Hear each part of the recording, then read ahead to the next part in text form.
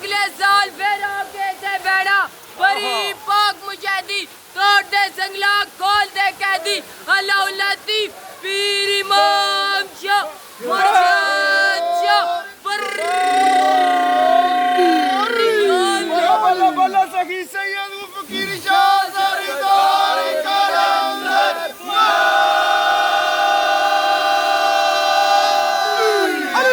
Ali Qalandar